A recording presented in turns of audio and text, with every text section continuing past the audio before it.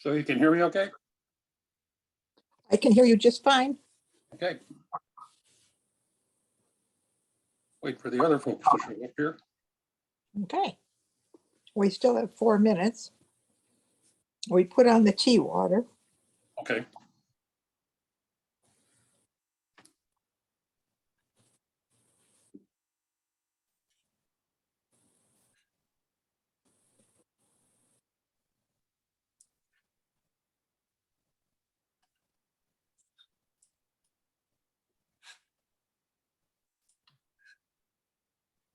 I think I stretched my muscles today. Well, that'll help you get more in shape, right? That's the idea. I did my exercises. I took a walk. And then I knelt.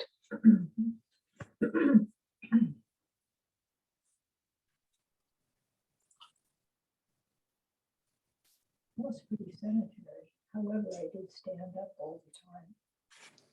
Did you go to book club? Yes, I did. And? Well, the only person that had read it was Sarah, and she only read up to the first 13 pages. But she said, I really like it. Oh, good. It's British and it has this sly humor, Uh-huh. which she likes. And Pastor Eric had read up to it. Nobody else had the book. Oh, So there was not much discussion of the book. However, Pastor Eric likes it. yes, he does. He is a talker. Oh, there's Penny.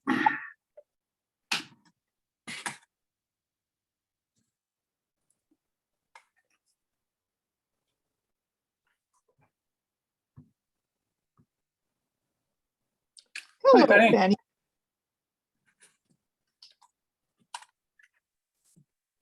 And there's Ray.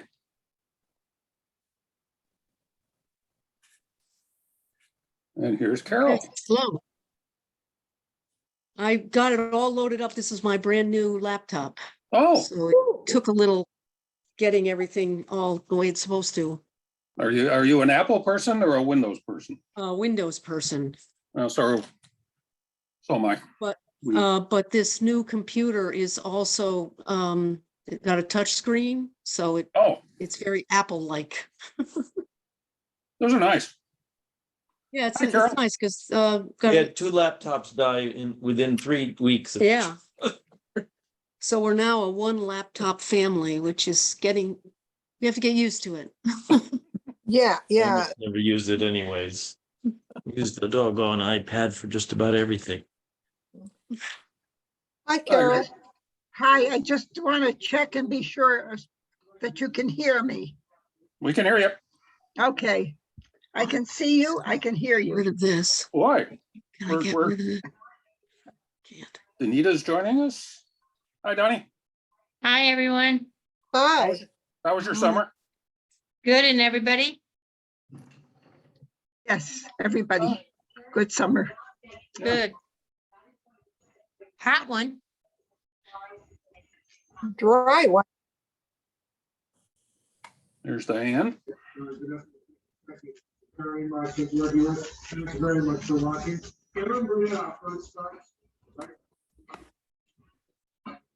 Hi, Diane. Hi, how are you? Hi, Good, how are you? And Hello. Hi. So did your granddaughter enjoy the concert the other night? I'm not sure.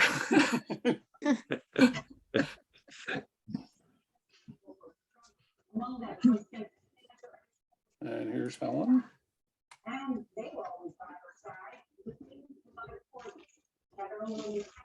So Dave Etris emailed me and giving me his regrets for tonight, but he will join us next week.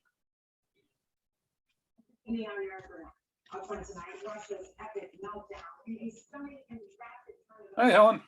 Hi. Hi. Hi, Helen. Hi, Carol.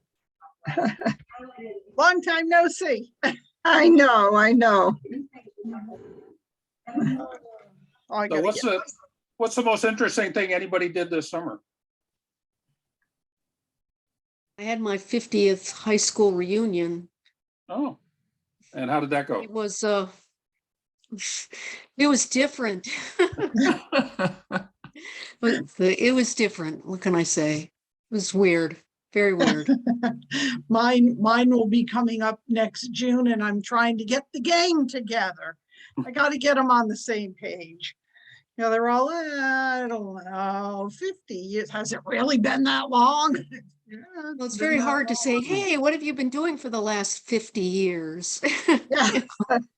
So, Yeah. Mary and I were supposed to go to hers in Wisconsin, but then they moved it up a day because they couldn't get the venue for Saturday, so they had it a day earlier, and couldn't get there on time.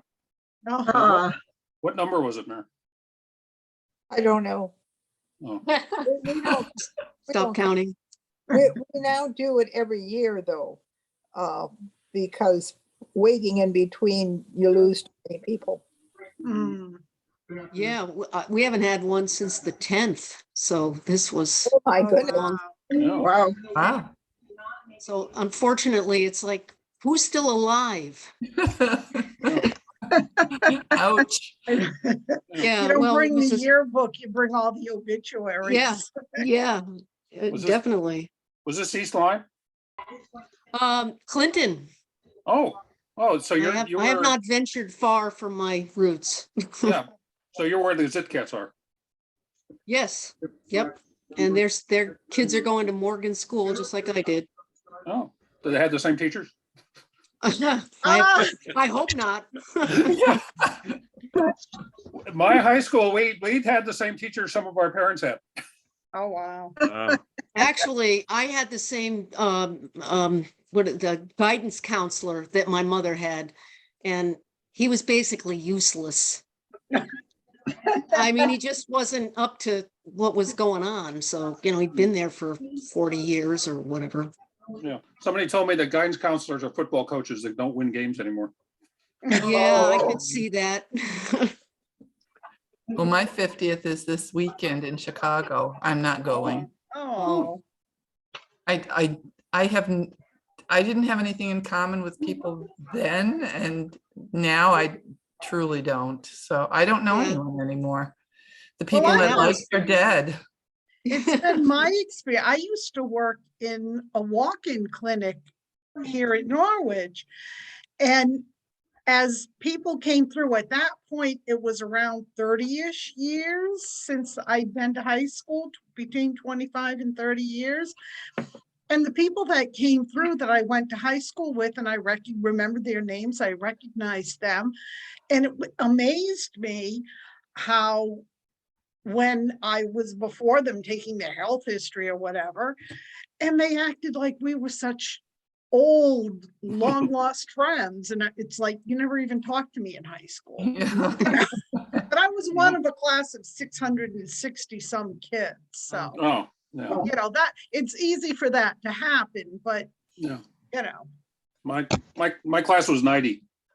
Yeah, NFA 170. has big classes. Wow. Mine was 780. Oh, Yes, geez. I didn't know anybody. Well, I knew a lot of people and I knew of even more. So, Just in case you're wondering, I'm waiting to see if Dale pops in. because of course now our class has a connection to Al Roker. Oh, Oh, my goodness. Yes, because Al Roker, he's been very public about his prostate cancer. A classmate was his urologist. So now we have a connection to Al Roker. Okay, well, that's a connection, I suppose. Yeah, I'll take it. An unfortunate one. True, but That's like- it's one of those things that's how small our world is. Yeah, that's like my sister worked for Welch Allen, which makes medical instruments, and she made the instrument that they used for Ronald Reagan's colonoscopy. wow. Now that's impressive. Yeah, that was Kind of her thing you claim to put in fame. your eulogy when you're, Right Not there. on your tombstone, though. Yeah. So well, maybe they will join us while I'm talking here, but so welcome back. And just to show you, we are starting. So we have about 6. In fact, I'm going to share the screen here and make sure I can use this. Ah, here it is.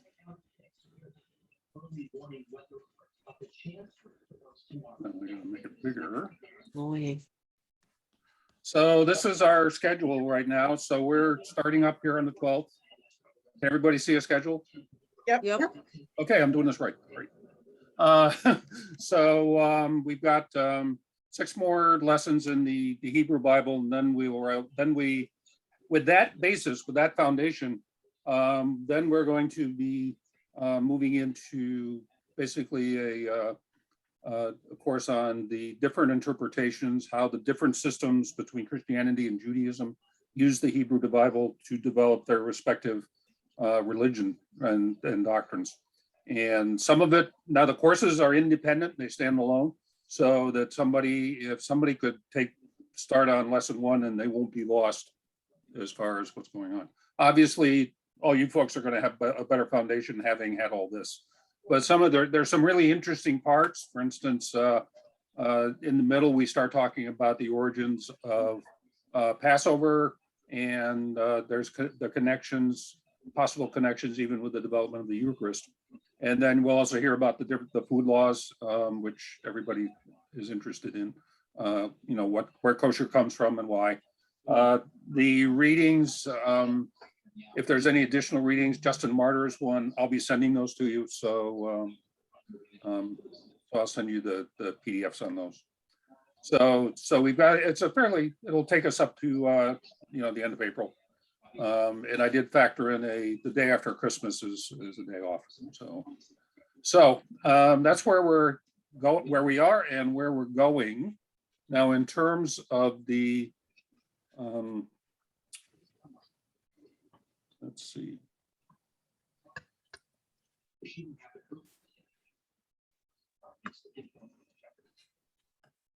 I'm going to do this here.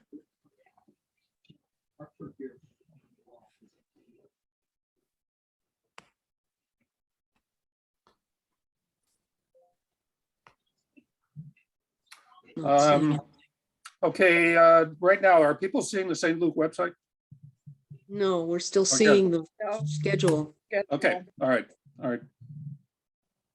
Hang on here, I'm working on this. Meeting controls. Well, if we leave early for Christmas, we're just gonna miss this thing on circumcision, which I could really miss. Yeah, I was making up the slides for this and finding any pictures that people would be comfortable on circumcision. I just decided not to. Yeah. So, okay, so we'll do this the hard way. So, what I wanted to do next was actually, let's share the screen again. Here we go. Let's see. Okay, here we are.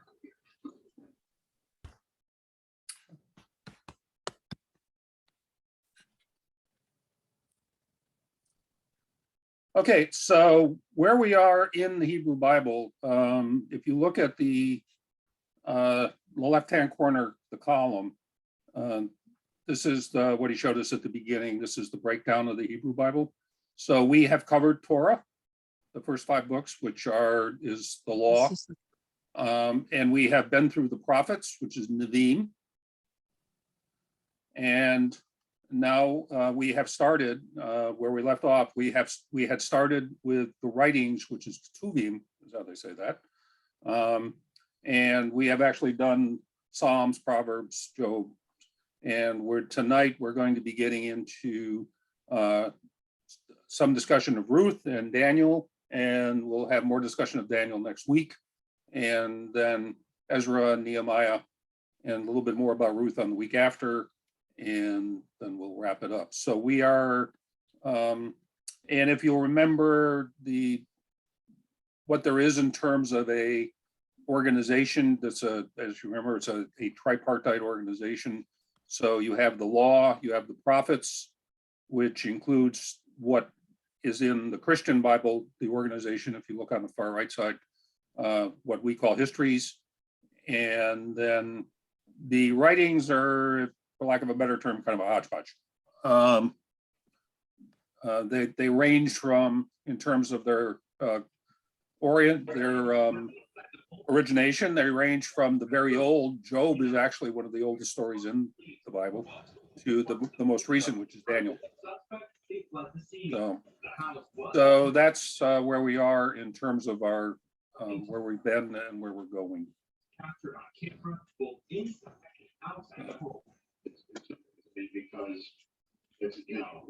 So, and the next thing, I just wanted to remind everybody to, if you're not familiar, the St. Luke website, if you type in St. Luke Gales Ferry, that'll take you to the St. Luke website. And if you go to the, up at the top there, there's news and events. And that will take you, if you go to the bottom of that page, that takes you to all the prior lessons and all the future ones that Lee and now Jackie will be posting. So if you want any, oh, somebody's got a TV on probably. No. Okay. So this is all the prior lessons, and if actually today I was just talking to my sister, and she's interested in joining us from upstate New York. So I was going to pass this on to her so she can, if she's inclined to get up to speed.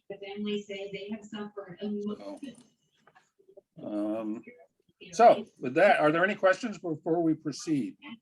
And I meet you all. Okay. So tonight, I did send out the transcript. Tonight, we're going to be seeing Professor Hayes.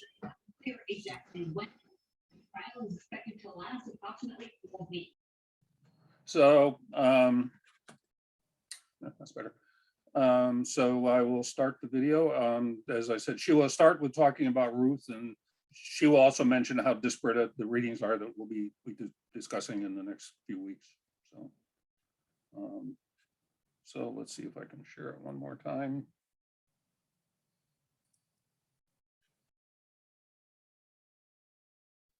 So far, so good.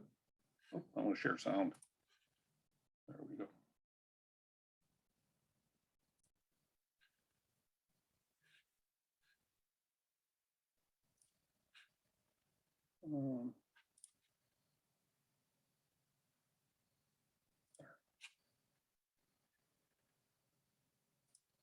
All right, let's go ahead and get started. There's a lot to cover, but I want to try to unite a lot of these disparate parts of the Bible, the many small books clustered here at the end that we'll be considering. I'm going to try to unite them by elaborating certain themes as we move through them.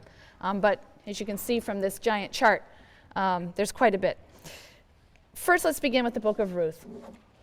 The Book of Ruth is set in the days of the judges, right? That's the opening line of the book. Tells you that this happened in the days of the judges, but it was certainly written later. And whether it was post-exilic or pre-exilic is not certain. So we're going to be asking the questions of a canonical critic. Whatever its origin, how did this book function for Second Temple Jews? As the story of a foreign woman whose foreign status is continually emphasized throughout the book. Ruth the Moabite, Moabitess. As a foreign woman who acts nobly and enters the community of Israel by choice, this story would have stood in opposition to the negative view of foreigners, the ban on intermarriage, and the purely genealogical definition of Israelite identity that was promulgated by Ezra and Nehemiah in the post-exilic period. So in the story, you have a famine in Judah, and that causes a Bethlehemite man, Elimelech, and his wife, Naomi, and their 2 children, to leave Judah. They're going to reside in the country of Moab, where the Moabites live. And their 2 sons marry Moabite women, Orpah and Ruth. You have to consider the effect that these opening verses would have had on an ancient Israelite listener or reader. Moab was a hostile neighbor on Israel's southeastern border, and the Moabites were hated for their ill treatment of the Israelites when they were traveling to the Promised Land. Their lack of hospitality had already led to a prohibition of intermarriage in the Torah itself. So the Moabites and the Ammonites are two foreign groups that are explicitly prohibited from entering the congregation in Deuteronomy 23. And the Israelites' low opinion of the Moabites is also expressed in Genesis in the very degrading story of Moab's descent from the incestuous relationship between Lot and one of his daughters after the fall of Sodom. And yet here we read in the opening lines of this story, a man from Bethlehem who travels to Moab, and his two sons marry Moabite women. And then in short order, Elimelech and his two sons, who are appropriately named Sickness and Death, by the way, in Hebrew, they die. And the Israelite widow, Naomi, is left now with no blood relation, no blood male relation, only her two Moabite daughters-in-law. And Naomi weepily tells the girls that they should return to their father's home. She's poor, she'll never be able to support them as a poor widow. She has no further sons to give to them, and clearly they have no legal or moral obligation or tie to Naomi. And we'll pick up the story then in chapter 1, verse 11. But Naomi replied, "Turn back, my daughters. Why should you go with me? Have I any more sons in my body who might be husbands for you? Turn back, my daughters, for I am too old to be married. And even if I thought there was hope for me, even if I married tonight, and I also bore sons, should you wait for them to grow up? Should you, on their account, debar yourselves from marriage? Oh no, my daughters, my lot is far more bitter than yours, for the hand of the Lord has struck out against me." And they broke into weeping again, and Orpah kissed her mother-in-law farewell. But Ruth clung to her. So she said, "See, your sister-in-law has returned to her people and her gods. Go, follow your sister-in-law." But Ruth replied, "Do not urge me to leave you, to turn back and not follow you. For wherever you go, I will go. Wherever you lodge, I will lodge. Your people shall be my people, and your God, my God. And where you die, I will die, and there I will be buried. Thus and more may the Lord do to me if even death parts me from you." And when Naomi saw how determined she was to go with her, she ceased to argue with her. And the two went on until they reached Bethlehem. All of the names in this story are wonderfully symbolic. Sickness and death is like they walk on the stage with a big sign saying, "I'm in a bit part and I'm ready to die." Orpah's name means the back of the neck because she turns her back on her mother-in-law as well. It's a wonderful story with lots of name symbolisms. But by the force of sheer conviction, Ruth joins herself to the people of her mother-in-law.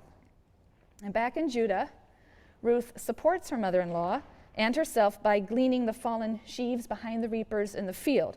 Because according to the Pentateuch, the sheaves that fall behind the reapers must be left for the poor to collect. You don't go back and collect them. So Ruth gleans, and she gleans in the field of a kinsman named Boaz. And he's described as a man of substance. And she's very diligent, and she soon comes to his attention.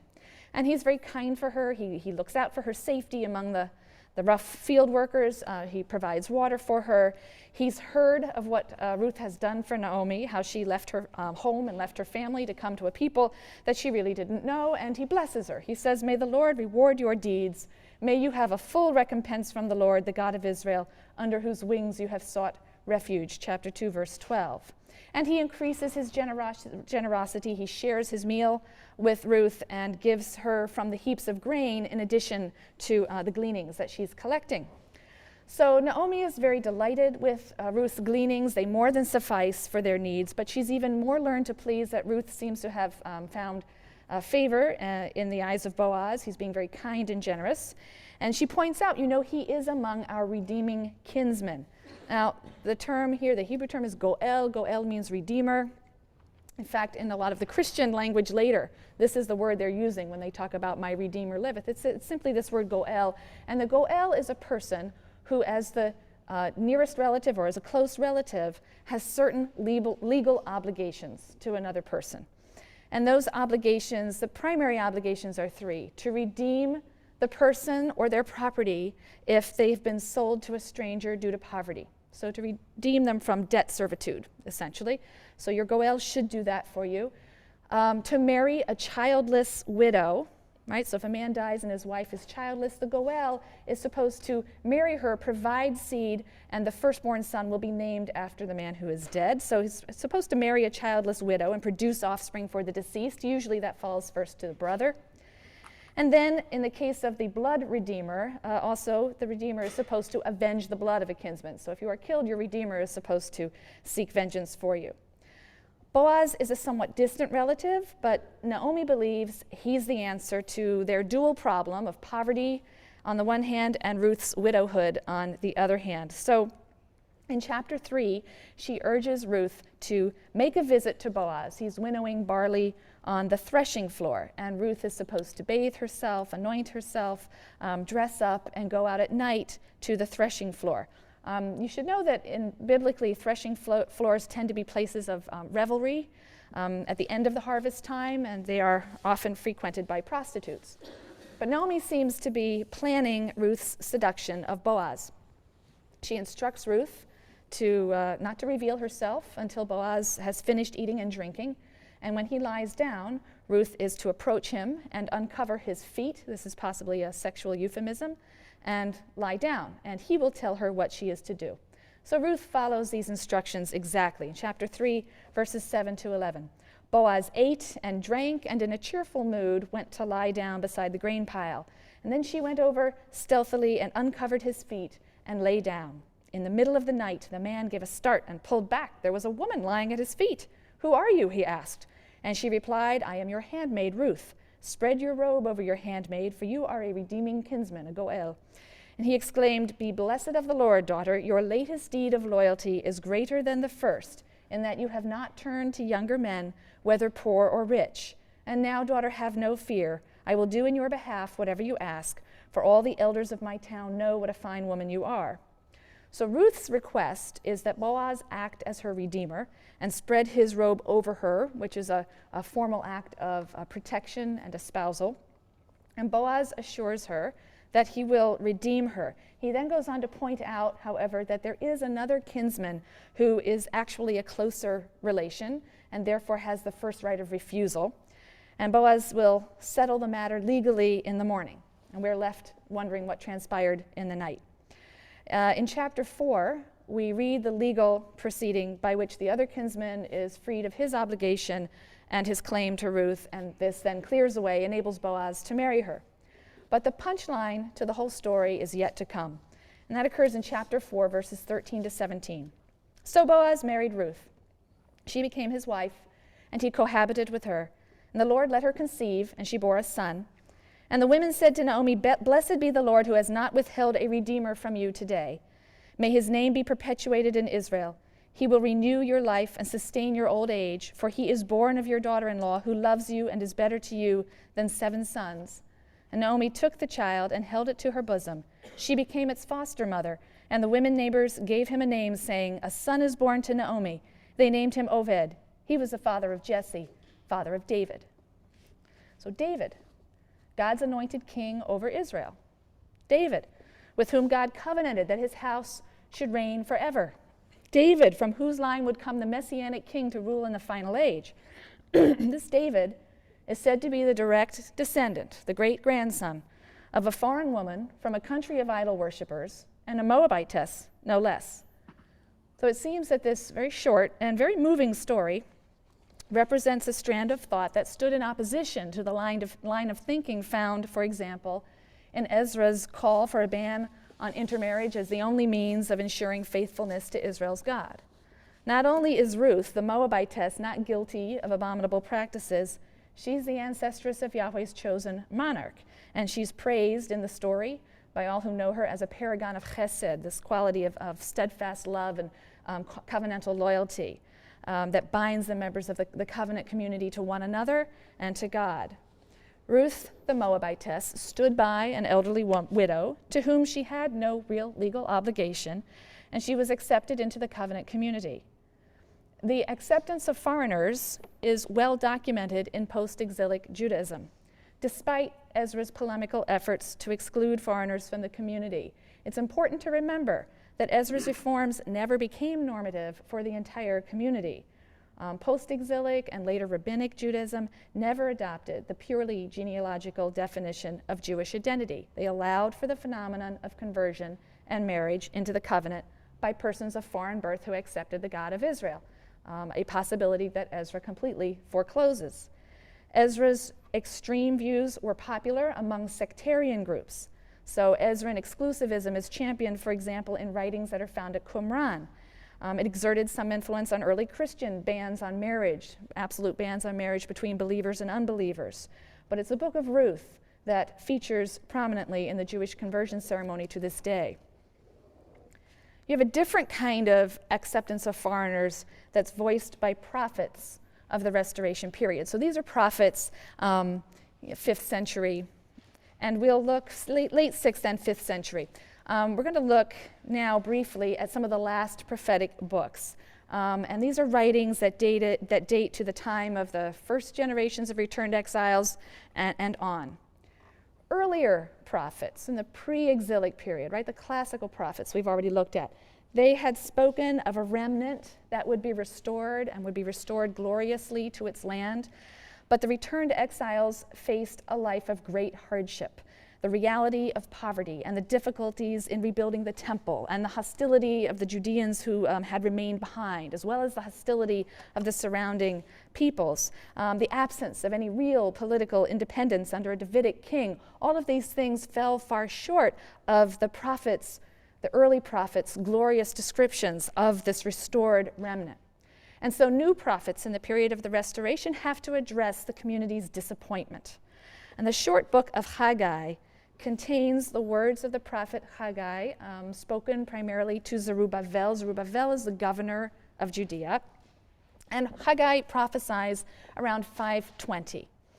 And he declares that all of the difficulties the community was facing, the agricultural setbacks and the famines, these were all signs of God's displeasure that the temple hadn't been completed.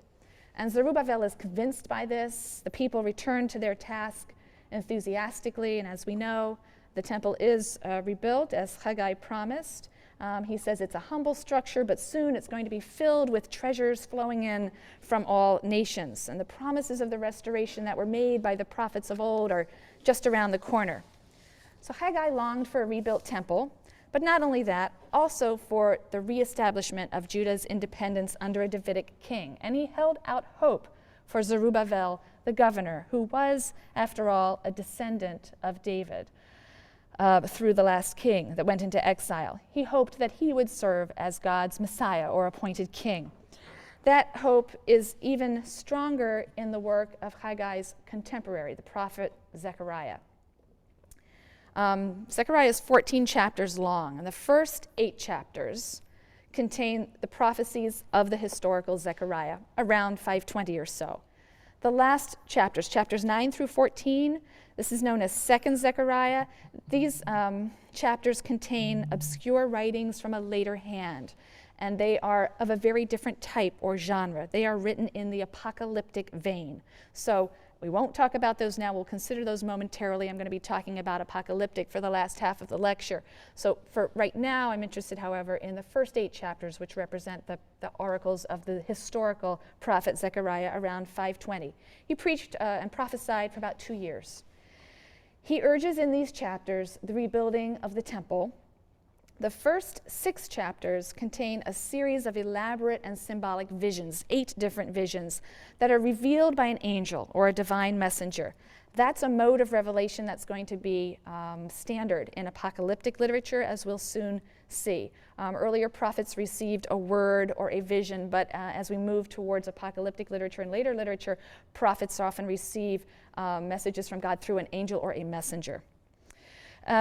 These visions focus hope on Zerubbabel, the governor, and on the priest Joshua, the high priest Joshua. The idea is that they'll rule in a kind of diarchy as monarch and priest.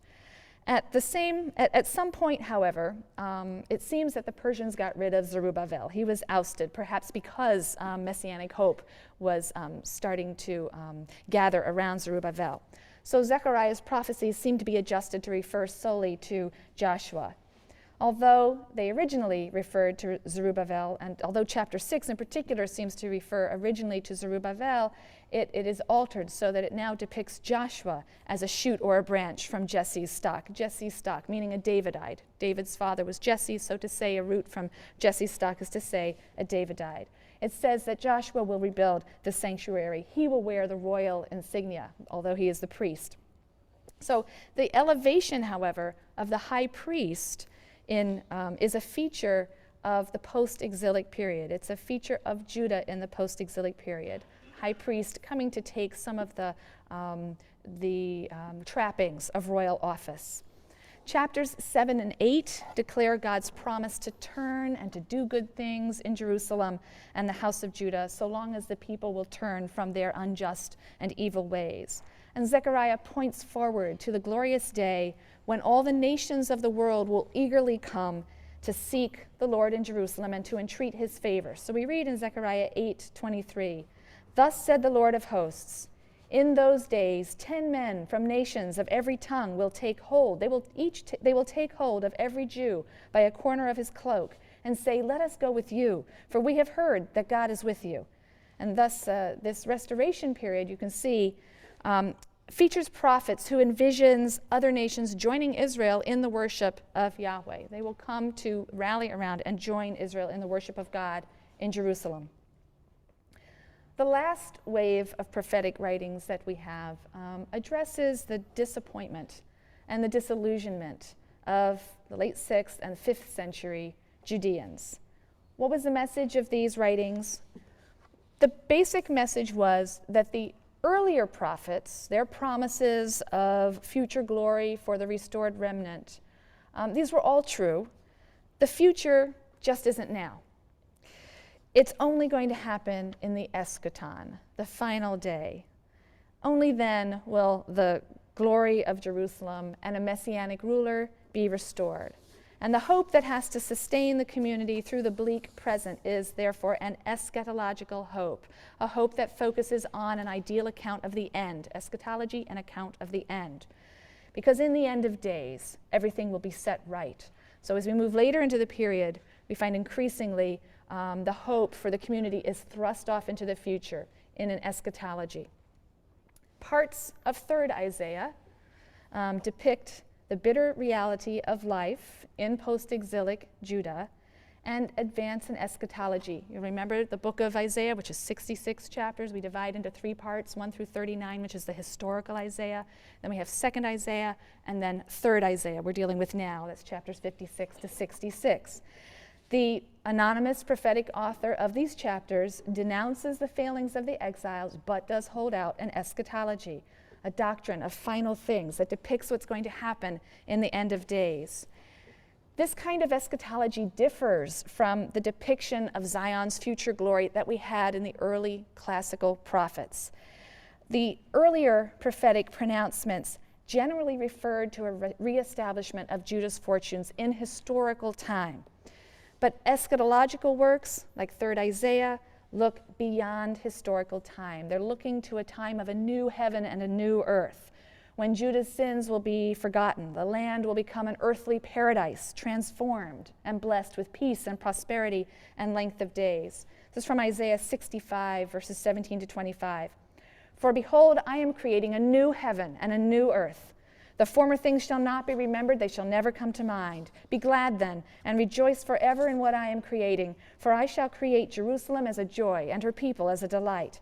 Never again shall be heard there the sounds of weeping and wailing. No more shall there be an infant or graybeard who does not live out his days. He who dies at 100 years shall be reckoned a youth, and he who fails to reach 100 shall be reckoned accursed. For the days of my people shall be as long as the days of the tree. My chosen ones shall outlive the work of their hands. They shall not toil to no purpose. They shall not bear children for terror, but they shall be a people blessed by the Lord, and their offspring shall remain with them. Before they pray, I will answer. While they are still speaking, I will respond. The wolf and the lamb shall graze together, and the lion shall eat straw like the ox, and the serpent's food shall be earth. In all my sacred mount, nothing evil or vile shall be done, said the Lord." You see this interesting notion of a completely new, transformed heaven and earth. The lion is vegetarian again. The serpent no longer is there's not this animosity between the serpent and humans as was decreed at the end of Genesis with the curse on the serpent. They're going to just be eating earth, and there will be no danger. 3rd Isaiah also sounds this theme of openness, reassuring foreigners and eunuchs who have joined themselves to Yahweh that they'll be welcome in the holy temple to serve God and to offer sacrifices. Now, this is significant. Again, remember that Deuteronomy 23, right in the heart of the Pentateuch, bans eunuchs specifically and certain foreigners, Moabites, Ammonites, from entering the congregation. Remember also that Ezekiel explicitly excluded foreigners from the restored temple in his visions at the end of the book. And this is also clearly the policy of Ezra and Nehemiah. They had an Ammonite who had his lodgings or office or room in the temple. They had him thrown out of that area in the temple. But 3rd Isaiah seems to oppose such restrictions. Isaiah 56, verses 3-7. Let not the foreigner say who has attached himself to the Lord will keep me apart from his people. And let not the eunuch say, I am a withered tree. For thus said the Lord, as for the eunuchs who keep my Sabbaths, who have chosen what I desire and hold fast to my covenant, I will give them in my house and within my walls a monument and a name better than sons or daughters. I will give them an everlasting name which shall not perish. As for the foreigners who attach themselves to the Lord to minister to him and to love the name of the Lord, to be his servants, all who keep the Sabbath and do not profane it and who hold fast to my covenant, I will bring them to my sacred mount and let them rejoice in my house of prayer. Their burnt offerings and sacrifices shall be welcome on my altar, for my house shall be called a house of prayer for all peoples. So on this issue, clearly, the post-exilic community was quite divided. Now, there's only one biblical book which pretty much in its entirety belongs to a genre of literature known as apocalyptic. Not in its entirety, but it is the most significant and thoroughgoing apocalyptic book in the Bible. The term apocalyptic derives from the Greek word apocalypsis, and apocalypsis is a revealing. All right, so something that's apocalyptic is a revealing. Apocalypse is a revelation of things to come, and as apocalypses generally predict the end of historical time and the beginning of a new world order, they are generally concerned with eschatology. So apocalyptic works tend to be eschatological. All right, that doesn't mean all eschatological work is apocalyptic. Apocalyptic literature within the Bible, and then much more significantly outside the Hebrew Bible, is characterized by certain distinguishing features, which I've thrown up in brief note form over here. All right, so apocalyptic literature is always eschatological, it deals with the end time. But to be apocalyptic, a work has to have certain kinds of features, and not all eschatologies have these features. This is what they are. Most apocalyptic writings are pseudonymous. They're generally attributed to important figures of the past, right? Enoch or Abraham or someone. They tend to also feature a revelation by a heavenly messenger, an angel, who comes in a vision or a dream to deliver some sort of message. In general, the message is highly symbolic. It's coded, and often the symbolism is quite bizarre.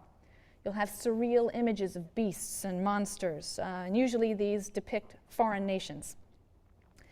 The visions tend to be chronological. They tend to be a systematic chronology of past, present, and future events that represent the march of history in coded form again, and so it tends to require interpretation, and that's usually given by the divine messenger who reveals the symbolic chronological code. Fourthly, apocalypses tend to predict a series of catastrophes. These are signs of the coming of the end, right? That final point in the march of history that's being laid out. You have motifs from ancient myths very often used to describe these catastrophes. I'll come back to that in a minute. Apocalypses also tend to be what I call morally dualistic. They tend to divide humankind into two mutually exclusive groups: the righteous, which is always a tiny minority, and the wicked, which is always the vast majority. And there's going to be some final public judgment, and the righteous will be saved, and the wicked will be destroyed. In this respect, especially later apocalypses show the influence of Persian thought. Persian thought is also quite dualist in nature, with oppositions of light and darkness, or good and evil, and light and death, and so on. So there does seem to be some Persian influence, and of course we're well into the Persian period at this point. A sixth feature is that God generally appears in apocalyptic literature as an enthroned king. He brings all of history to a crashing end and demonstrates his sovereignty. He confounds the wicked. He does all of these things at the same time. You know, he confounds the wicked and establishes himself as a sovereign and enthroned king in control.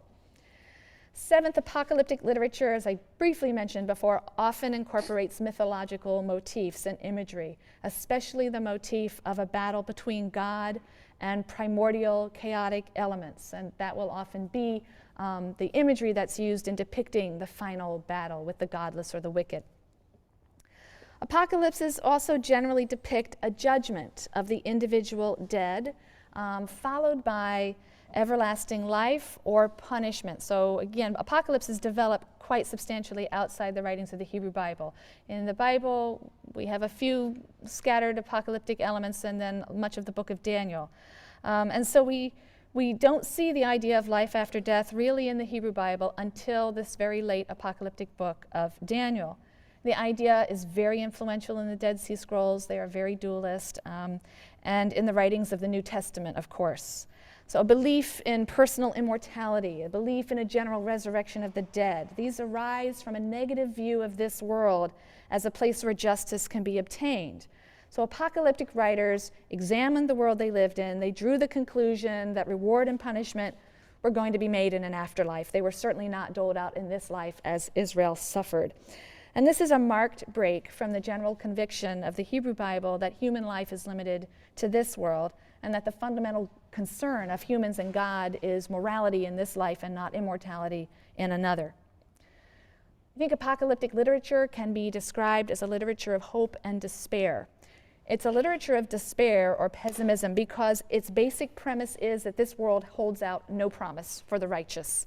It's a literature of hope or optimism because it affirms that God will intervene. He will intervene in human history. He'll set everything right. He'll interrupt the natural order. He's going to destroy this broken world as we know it, and he'll do so in order to rescue the righteous and humiliate the wicked. And if you've already died, don't worry, there'll be a resurrection. It will all be made right. But this hope for supreme and ultimate vindication is thrust off into the future. So apocalyptic constitutes yet one more response to the traumatic events, the crises, and the disappointments of Israel's history. In a second, we'll get to Daniel, but there are a few apocalyptic passages of varying length in other post-exilic books. I'll just touch on them very quickly. Second Zechariah and a little bit the book of Joel, just to prepare us for Daniel. So second Zechariah, now these are chapters 9 through 14. We talked about the historical Zechariah, chapters 1 through 8. So this is second Zechariah, chapters 9 through 14. And it's a collection of diverse oracles, probably 5th century or later, that contain these strange visions and predictions.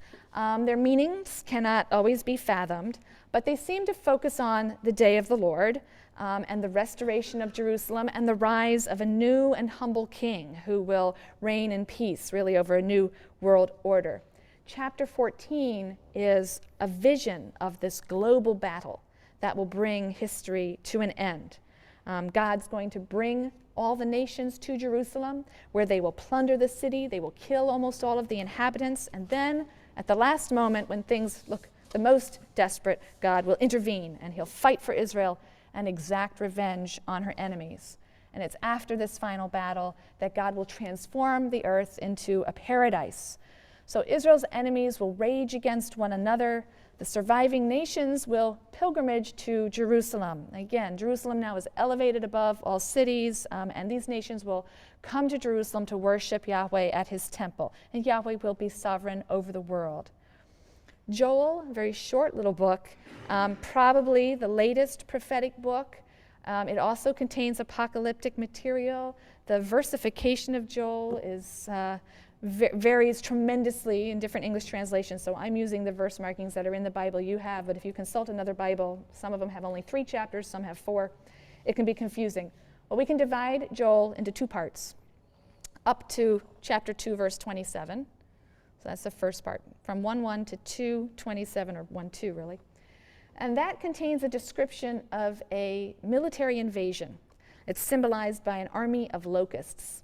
And this invasion, this army of locusts, is interpreted as a divine punishment that is necessary or that must come before the day of the Lord.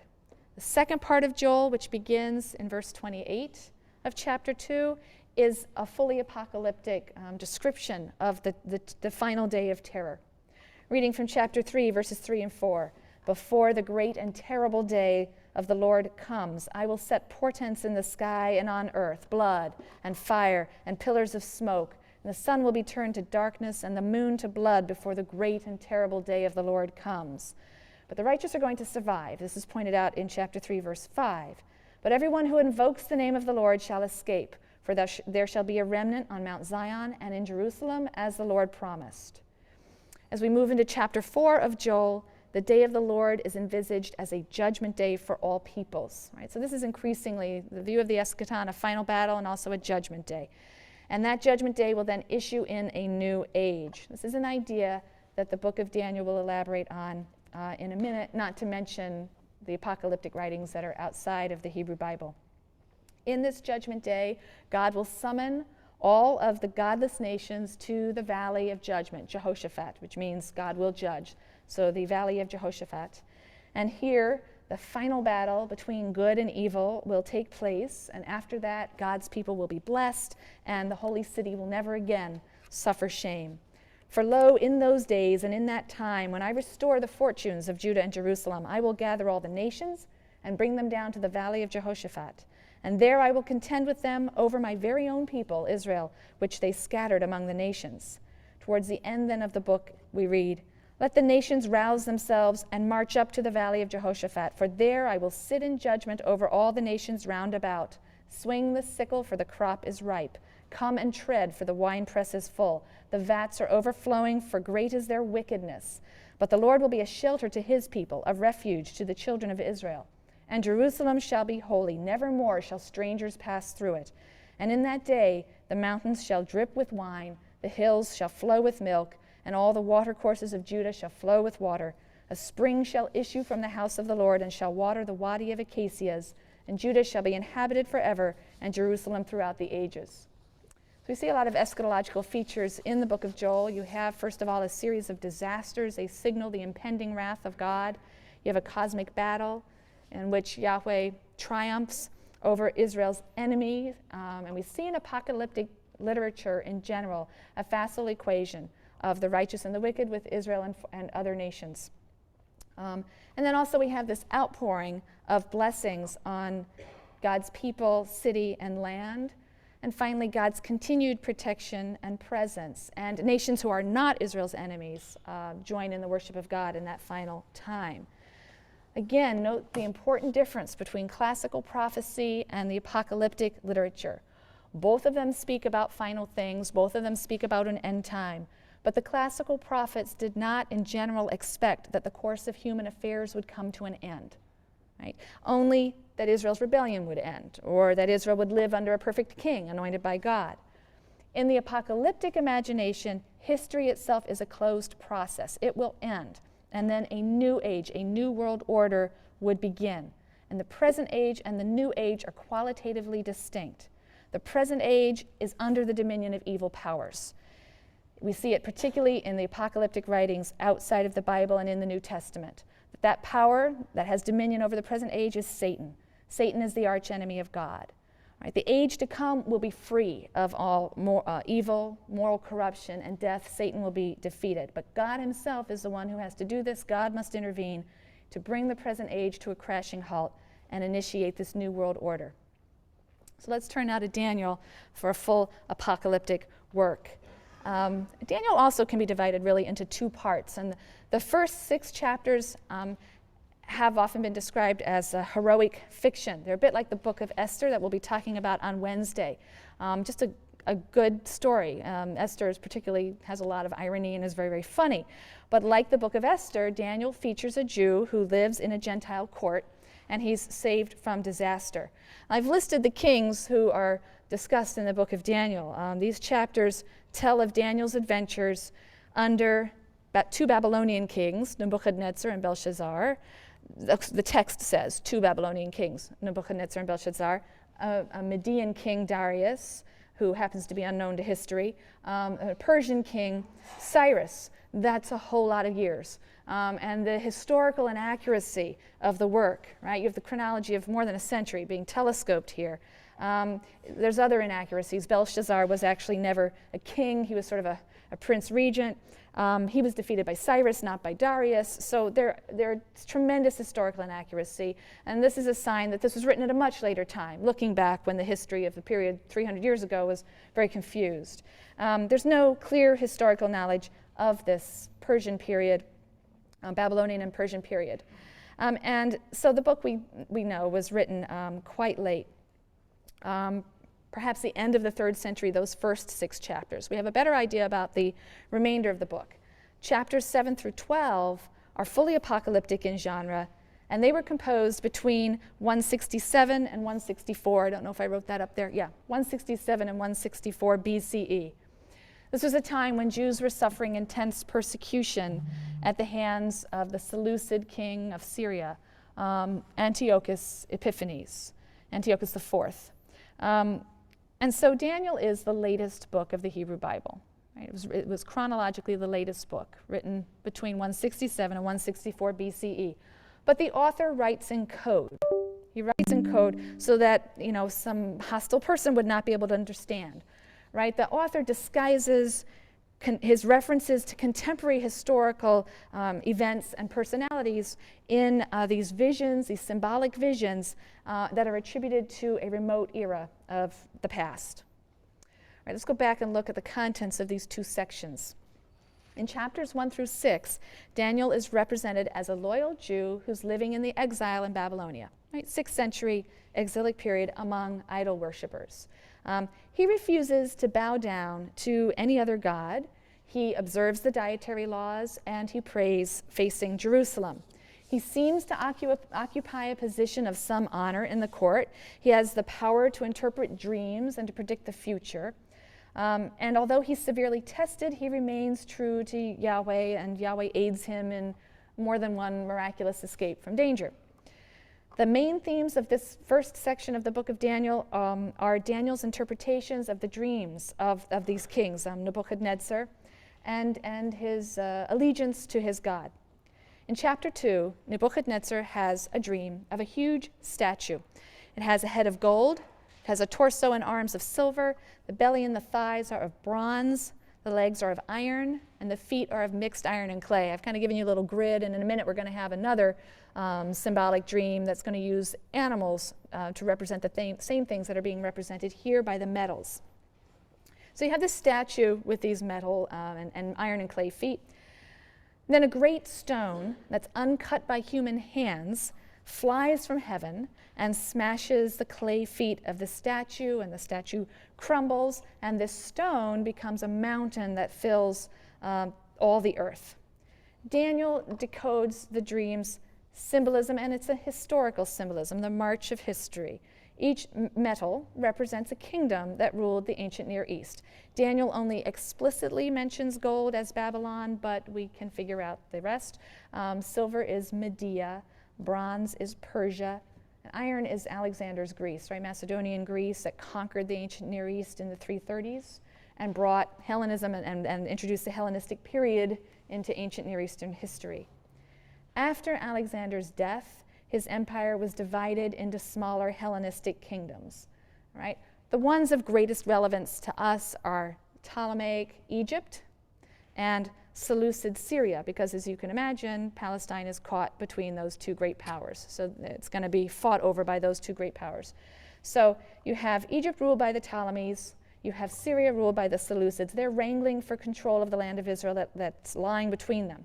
So the iron and clay feet of the statue in Daniel's dream represent these lesser Hellenistic kingdoms of Egypt and Syria that succeeded Alexander's empire and are a mix of Hellenistic and Eastern elements. The stone from heaven represents the future kingdom of God. It's going to come and destroy these godless kingdoms and fill all of the earth forever. Chapter 3 tells the story of Daniel's 3 companions who refuse to worship a giant gold statue, and they get themselves thrown into a fiery furnace. When they emerge unscathed, the king is greatly impressed, and so he acknowledges the God of Israel. In chapter 4, there's a second dream. It's interpreted by Daniel as a sign that Nebuchadnezzar will be struck down 7 times. He's going to lose his reason. He's going to lose his throne until he realizes that God is the source of all divine and human power. And when this in fact comes to pass, Nebuchadnezzar seems to suffer a fit of insanity that drives him from society. The king then praises the God Most High as the universal king. In chapter 5, Daniel's enemies at court trick the Median king now, Darius, so we're moving to different kings. They trick him into issuing an edict against those who pray to anyone but the king. This is a problem for Daniel. Daniel violates the edict, of course, and he's arrested and he's thrown into a den of lions. But he emerges unharmed. And the result is, again, that the foreign king, in this case Darius now, recognizes the supremacy of Yahweh and orders all in his kingdom to revere the Jewish God. There is, of course, no historical merit to these stories of Babylonian and Persian kings acknowledging or adopting the God of the Jews who lived in exile among them. These stories seem to give voice to the hope or the fantasy that a cruel and impious monarch might be taught humility by Yahweh. They also provide a model for life in the diaspora. Jews can live in the Gentile world, but they must never forget God and his laws. And then we move into the second half of the book of Daniel, chapters 7 to 12. As we move into this part of Daniel, we switch from the third person into the first person. So Daniel 7 to 12 is written in the first person, and it's fully apocalyptic. And here Daniel has a series of visions and dreams that are interpreted for him by an angel. And again, that's a classic feature of the apocalyptic genre. And these visions, again, survey ancient Near Eastern history from the 6th to the 2nd centuries. Chapter 7, again, represents the succession of kingdoms, the Babylonian, the Median, the Persian, the Macedonian empires, but this time as beasts. So you have a lion, a bear, a winged leopard, and an ogre.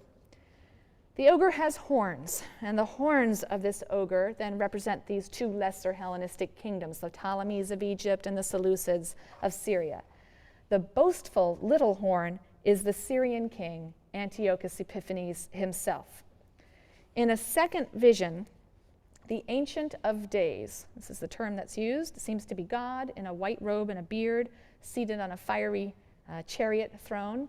But the Ancient of Days confers glory and kingship on one like a son of man.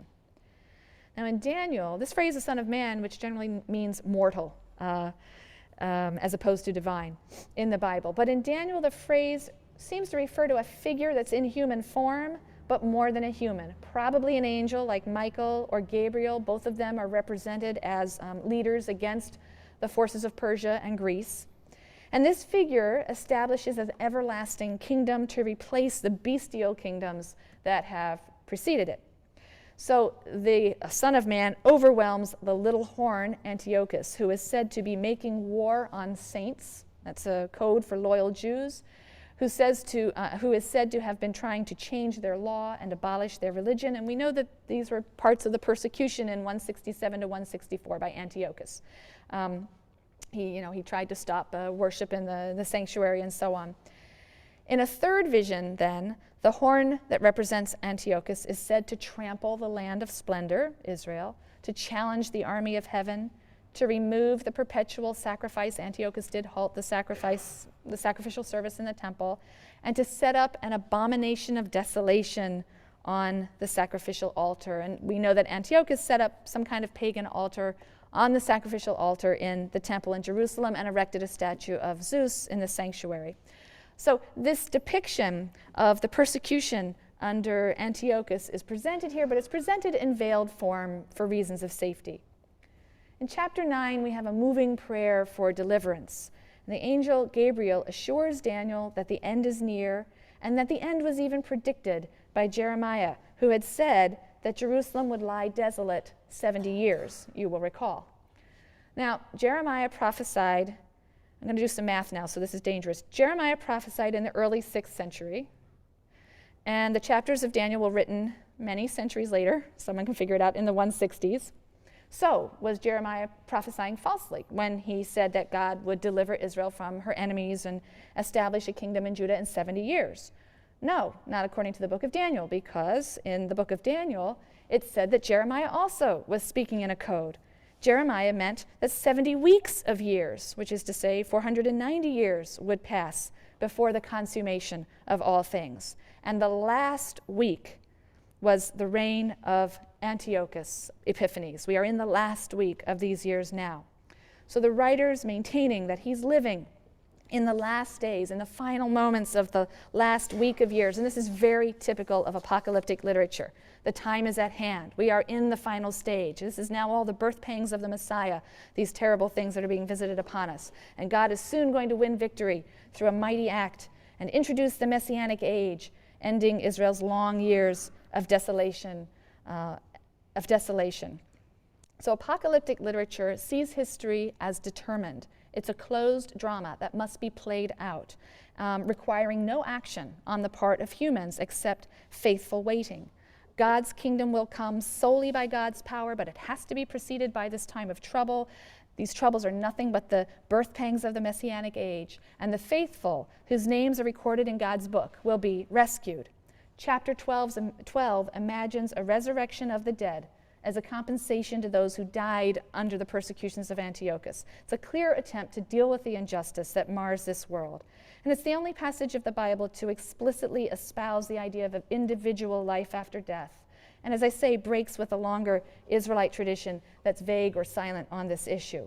Not all Jews accepted the idea, but it would be essential to the rise of Christianity, which is deeply indebted to apocalyptic thinking. And through Christianity, it came to have a very far-reaching impact on Western civilization. The book of Daniel is a response to specific historical circumstances. It's a response to the crisis of persecution and martyrdom that was going on in the 2nd century. That was a new kind of crisis that led to a new kind of response. Because the earlier crises of 722 and 586, they could be explained as punishment for sin and faithlessness. But now, in the 2nd century, Jews were dying not because they were faithless, but precisely because they were faithful, because they refused to obey the decrees of Antiochus and to violate their law and covenant, and they were dying. So this new phenomenon of martyrdom, really for the first time, required new responses, and the book of Daniel provides a fully apocalyptic response. Remain faithful. Wait, Daniel urges. Know that this will all be set right by God, not in this world, but in an ultimate and cataclysmic triumph of life and death, life and faith over death and evil, and it will be soon. And Daniel emphasizes God's firm control of history, and so bolsters loyal Jews who are suffering indignities and torture and even death all around him because of their faith. So we've seen the zealous 5th century response of Ezra and Nehemiah to the fateful events of Israel's history. They believed Israel's rededication to God and the covenant involved, as a first step, cessation of intimate relations with foreigners, separation from their abominable practices. We've seen very different views that would integrate foreigners in the worship of Yahweh. We've seen also the later emergence of apocalyptic as an expression of present despair and future hope that entailed the divinely orchestrated and cataclysmic defeat of the wicked enemies who persecuted Israel. And in the last lecture, we're going to look at 2 books of the Hebrew Bible that take very different approaches, the Book of Esther and the Book of Jonah. Okay.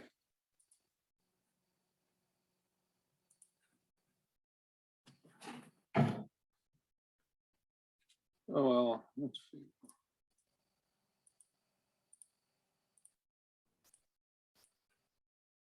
So everybody can unmute if they wish. So there didn't lose anybody. Good. So one of the things I noted actually in the talk and early on was, which really intrigued me, was the whole notion of the Redeemer that she mentioned in Hebrew tradition, which I guess it interests me because it was kind of new to me. It was new to me that there was really some real specificity as far as what what do they call it? I think. But there was a specific role for the Redeemer, and so that's really goal, GOEL, and that just really intrigues me in terms of the fact that and she mentioned that our notion of, and we often call Christ the Redeemer, So I don't know if anybody else picked up on that or found it. Mhm. Does it change your view of our understanding of the Redeemer or? I thought it was interesting that it's a Hebrew word where I guess I've always thought of the Christian stuff being Greek. Mhm. Because really in this lecture, we heard two things with Greek or Hebrew origin that are true. One is Redeemer and the other is Son of Man, which comes from Daniel. And Jesus refers to himself on more than one occasion as the Son of Man. So, I understand there's a difference between the Son of Man and a Son of Man. And the thing that struck me about that is the previous kings and were depicted as animals. So the Savior, let me say the Savior, is Son of Man in a sense. He is a human, and as opposed to these wicked, inferior creatures.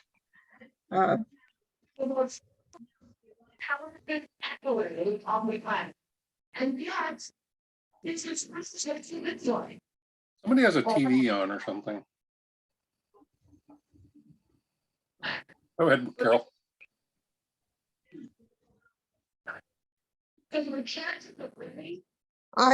I was struck by the apocalyptic writings that were like the sea monsters or whatever. And I hadn't ever put that together. I knew there was lots of monsters, but I hadn't put together that it's the same kind of idea. That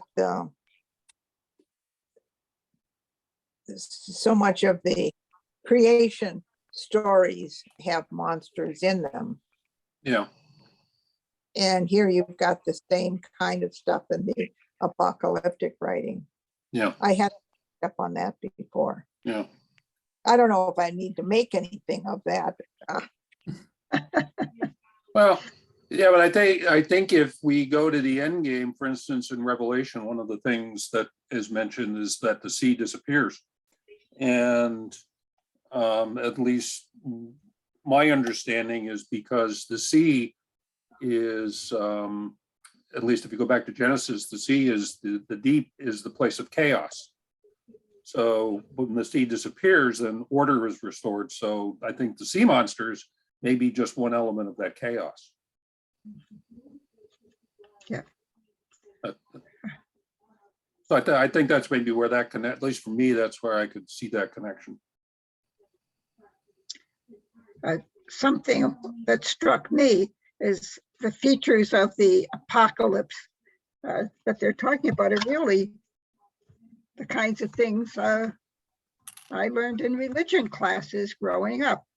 You know, that the end of the world is going to be cataclysmic, but you know, Jesus is coming and there will be a last judgment individually when we die, but also of all of us together at the last judgment and the new heaven and the new earth, and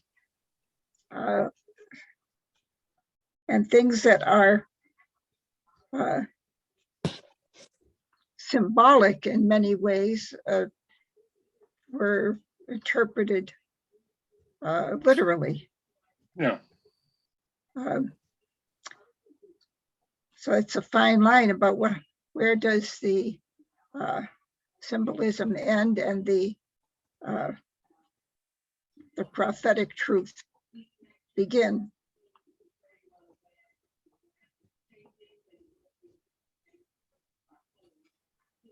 Yeah.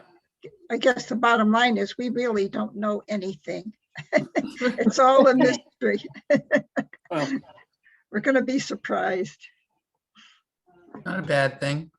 you know, that's probably the truest. Actually, Carol, you probably said probably the one thing that's sure. We're going to be surprised. Yeah.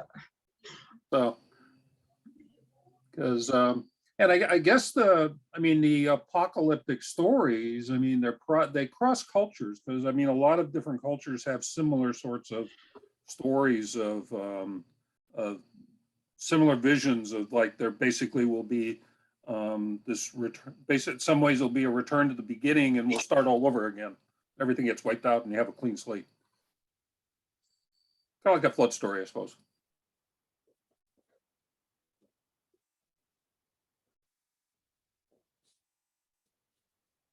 Any other thoughts? Penny, How universal is this thought that reward and punishment is the realm of the afterlife and not this one? That was one statement that she made. I'm not sure where exactly. I just jotted it down. Yeah. I have to. Intuitively, I want to say it's fairly common, but I guess I'd have to look to see. I mean, I've heard that if you live like in some traditions that believe in reincarnation, if you live a good life, then you come back as a better sort of being, and if you live a bad life, then you come back as a bug. But that maybe That's Hindu, isn't it, or something? Yeah, maybe that's a misunderstanding. So I won't quote that. But well, it's a little hard to put that together, at least on the surface, that if reward and punishment is nothing we should expect because it's not going to happen here, we have to wait till we die, then I don't know, it kind of cuts you off at the knees that, you know, you're not going to get punished, you're not going to get reward until all is done. Then it makes the rest of life a little pointless. Well, unless you go back to what Cohen, Well, I mean, you live and a then good you get life to Daniel, and he's rewarded for being terribly loyal and all of this and sticking with it. I can't put the two of those together. Yeah. Well, I think it was one of the, I mean, there's two poles, because one of the other arguments doesn't really think of living a good life as its own reward, is the other view. Yeah. So, but wasn't the point of Daniel was that, you know, to live a righteous life was absolutely paramount in order to you know, not only live a good life, actually lived a bad life because of it, you know, I mean, to be persecuted for it. well, it could be I mean, one of the problems that you know, they were having, that the Israelite religion and tradition was trying to deal with, was the fact that, you know, they're the chosen people, but I mean, everybody and their brother is kicking them around, and so it's still happening too. Yeah, so then the question becomes, you know, where's the good deal in being the chosen people if we're, you know, people are, you know, kicking us around like this?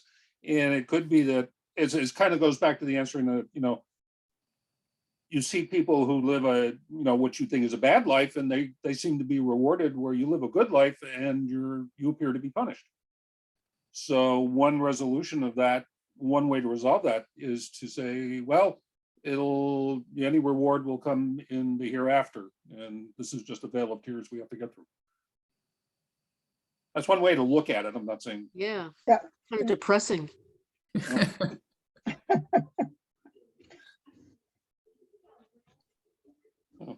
What do you think, Carol? Well, I do think there's truth if you're just looking at things objectively, that yeah, there are a lot of good people have really tough lives, and a lot of seemingly bad people who in a material way are doing well. But I think if we look at our own lives, aren't we happier living loving lives than we would be if we were out there amassing riches and hurting our neighbors? That certainly was Jesus's message. Mhm. Not quite that bad. So I guess you have to stay tuned. Is Rudy telling you dinner's ready? Is Rudy telling you dinner's ready? Yes. His dinner. We're not necessarily eating the same thing, but Oh, yes. I saw the apron. It was kind of a giveaway. Right. Yeah, he's Oh. cooking. Okay. Penny, Yeah. you wrote down what you saw about the punishment or the reward. And then what did you write down? Well, when she was talking about apocalyptic, in general, she was kind of defining it. Often the end times are the climax, a battle between God and the wicked with black and white outcomes, sinners versus righteousness. Reward and punishment is in the realm of the afterlife, not this one. And then she went on to Daniel, and she says the book was very important because it was when the Jews were being persecuted, and the point is that Daniel was faithful to God and interpreted dreams, and he's revered because he remained loyal to God even though he was amongst all of these pagans and people that were persecuting him. So here she's defining the apocalyptic literature with these kind of sweeping statements, and I don't get how Daniel kind of particularly, and I don't know about the others, fits into some of those statements. I don't know, it seemed like it didn't jive. Yeah, so it's where the reward. Yeah. In one sense, she's saying that the authors are saying, don't look for a reward or punishment for that matter. And yet Daniel was supposedly rewarded because of his loyalty to God, unless I'm missing some. Well, yeah, I I think, don't get it right. right, because she says earlier, I think apocalyptic literature can be described as a literature of hope and despair. It's a literature of despair or pessimism because its basic premise is that this world holds no promise for the righteous. It's a literature of hope or optimism because it affirms that God will intervene. So I think in Daniel, you have God's intervention in the vision of this coming of the Son of Man. Right. And you see something Okay. similar in Revelation.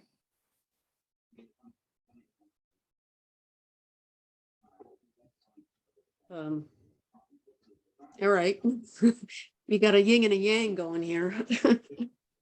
As with most things. Yeah. But she does talk about at the end of that paragraph where she says the apocalyptic constitutes yet one more response to the traumatic events, crises, and disappointments of Israel's history. And Cohen will actually get a little more into this because we'll talk about Daniel with him next week. He'll give a different perspective on it. But one of the things that's happening with Daniel is that it's a little, to understand it, it was written probably during the period of the Hellenistic empire. So it was Hellenistic culture was expanding its influence over the Middle East. So, and one of the problems for the Israelites always has been the extent to which they want to be absorbed by the outside culture, be it Hellenistic or Babylonian or whatever. So then there was a certain resistance to that. So what you see in Daniel in some ways is they take this person and they take this whole tension between the outside culture when it's between like Greek and Israelite, and they project it back to the Babylonian captivity, at least. And so that you have this whole story taking place in the past when the issues really are revolving around something contemporaneous, which is, the extent, how can we maintain our identity as a people? Because Oh, that's I really get one it. of the things that Okay. Daniel, because the way that Daniel is interpreted to be righteous is because he's maintaining his Israelite identity, I get it. Okay. uh, Well, And- Daniel makes perfect sense as long as you don't kind of put him into that apocalyptic, death spiral attitude. If you kind of lift him out of that, then it's very hopeful and makes perfect sense, especially as you say, if he's symbolic, more, of quote unquote present times when and they put him in another setting just to kind of Yeah. hide the fact they're talking about times now or times for them. So I guess he really doesn't fit into, or doesn't seem to fit into the prior descriptions that she was talking about. Well, I think that's, and she meant, apocalyptic literature is always heavily coded. That's what you see in Revelation. Yeah. People have spent, Yeah. people spend careers trying to crack the code there. So, and how much is it about Rome, or is it about something else? And then there are people from our period try to read into it, what's going on now. So you always have that with apocalyptic literature, that there's a lot of code that you have to go through.